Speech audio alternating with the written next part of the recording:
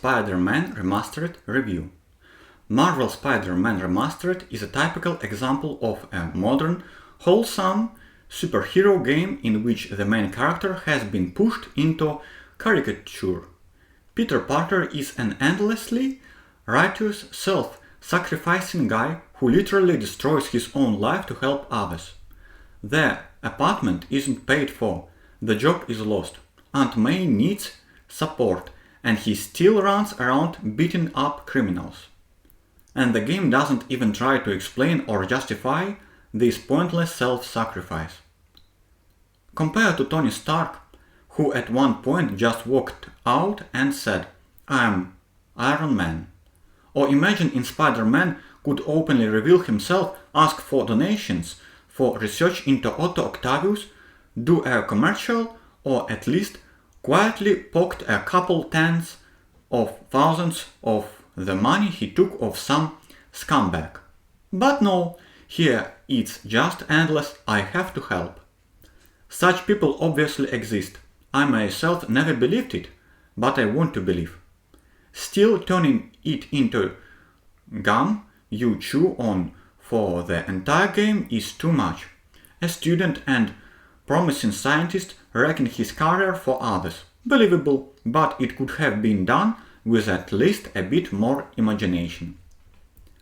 The plot as a whole is empty.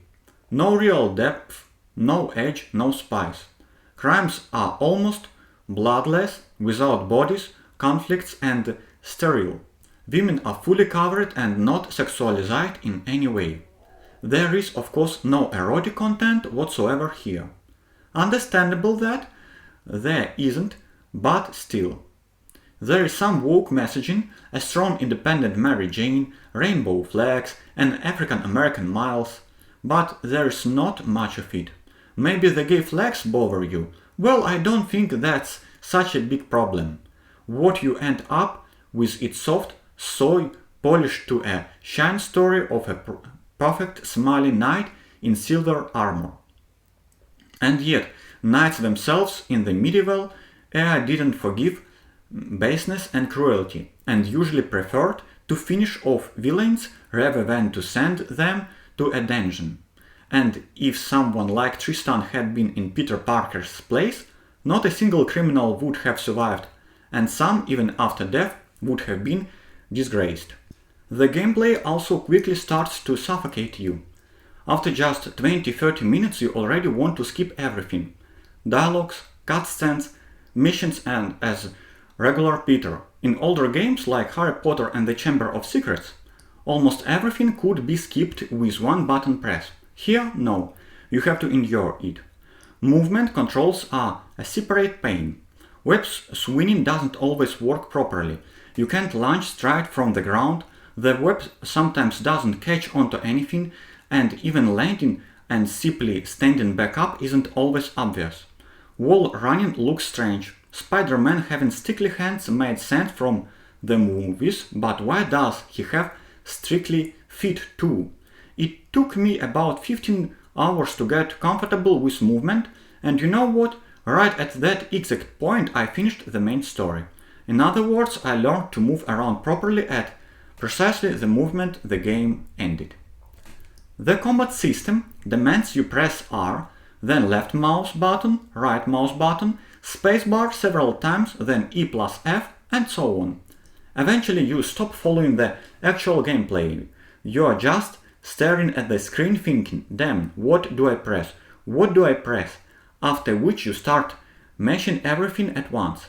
Sometimes it works and the scene just continues. You stop paying any attention at all to the cinematic quality or what's happening around you. What's the point of all these button presses? They could easily have put web shooting on one button, a punch on another, and left it at that.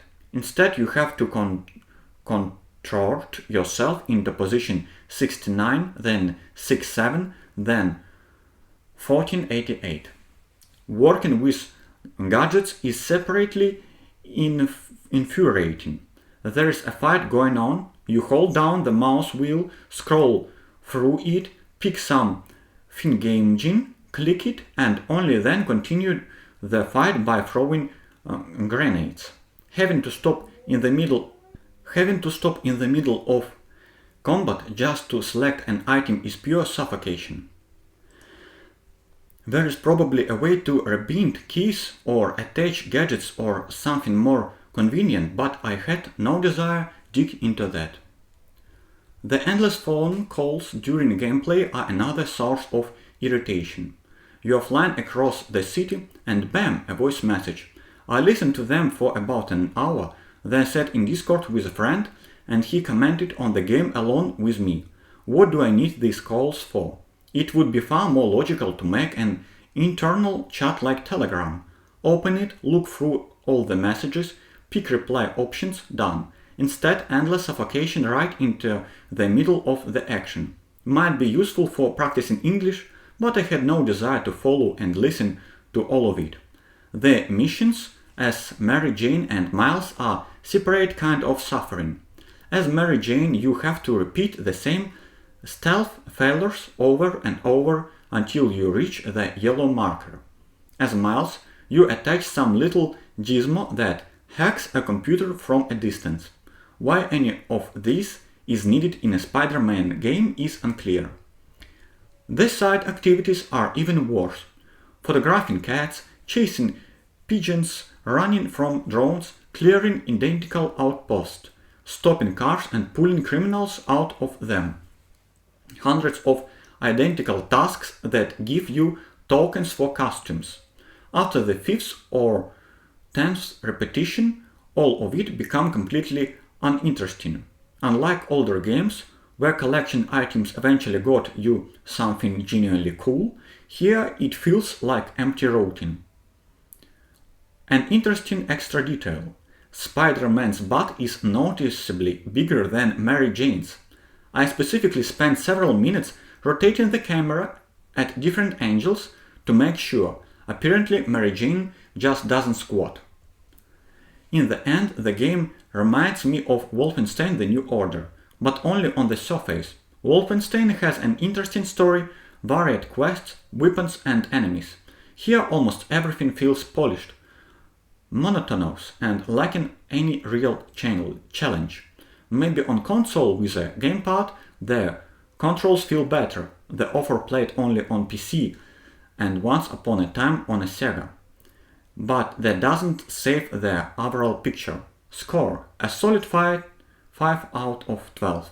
The game is too righteous, too polished, too empty in its plot and too overloaded with unnecessary mechanics and activities.